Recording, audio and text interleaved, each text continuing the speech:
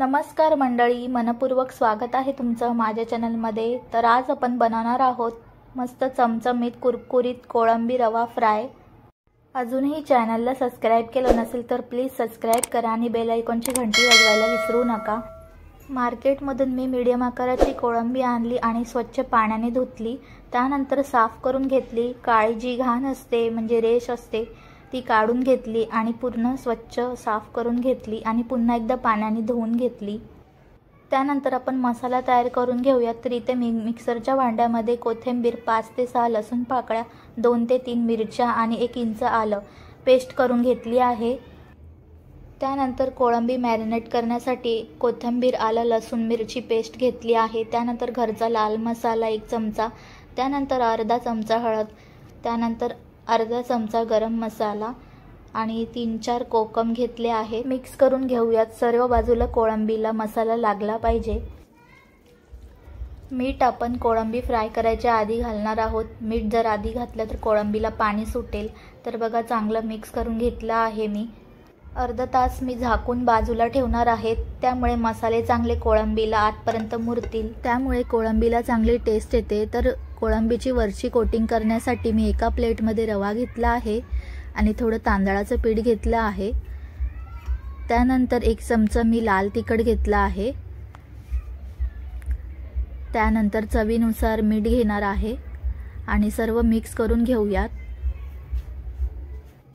रव्यामुळे कोळंबी चांगली कुरकुरीत होते। कोटिंग करून झाली आहे, आता आपण बाजूला ठेवूयात। अर्ध्या तासानंतर झाकण उघडून बघूयात, मसाले आतपर्यंत मुरले आहेत। त्यानंतर मी 1 चमचा मीठ घालणार आहे। चवीनुसार मीठ घालून घेऊयात आणि सर्व मिक्स करून घेऊयात। त्यानंतर मी कोळंबी फ्राय करून घेते। तर मसाले बघा मस्त आतपर्यंत मुरले आहेत। त्यानंतर आपण जे रव्याची कोटिंग केली होती त्यामध्ये कोळंबी एक एक घेऊन घोळून घ्यायची। अशा प्रकारे कोळंबी रव्यामध्ये डीप करून घोळून घ्यायची। अशा प्रकारे मी सर्व कोळंबींना रवा लावून घेतला आहे। त्यानंतर गॅसवरती मी तवा ठेवला आहे आणि 2 मोठे चमचे तेल घातले आहे। सुरुवातीला मी गॅस थोडा हाय फ्लेमवरतीच ठेवला आहे। तवा चांगला तापल्यावरती आपण कोळंबी घालून घेऊयात। तवा तापल्यानंतर गॅस लो फ्लेमवरतीच ठेवायचा आणि कोळंबी चांगली लो फ्लेमवरती तळून घ्यायची, त्यामुळे मस्त क्रिस्पी कुरकुरीत होते। सर्व कोळंबी मी एक एक करून तव्यावरती लावून घेतली आहे। त्यानंतर उरलेली कोळंबी मी दुसऱ्या बॅचला तळून घेणार आहे।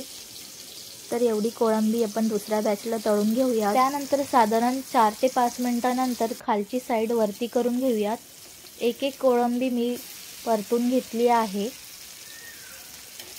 कोकम जर तुम्हाला काढून घ्यायचं असेल तर तुम्ही काढून घेऊ शकता। 7 ते 8 मिनिटांमध्ये कोळंबी चांगली कुरकुरीत फ्राय होते।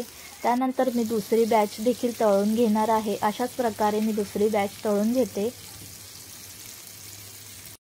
तर पाहू शकता तुम्ही, मस्त कुरकुरीत चमचमीत कोळंबी रवा फ्राय तयार झाला आहे।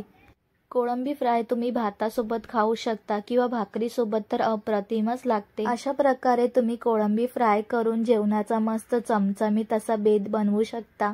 रेसिपी आवडली असेल तर तुमच्या मित्रमैत्रिणींसोबत शेअर करा आणि चॅनलला लाईक, शेअर, सबस्क्राइब करा। धन्यवाद।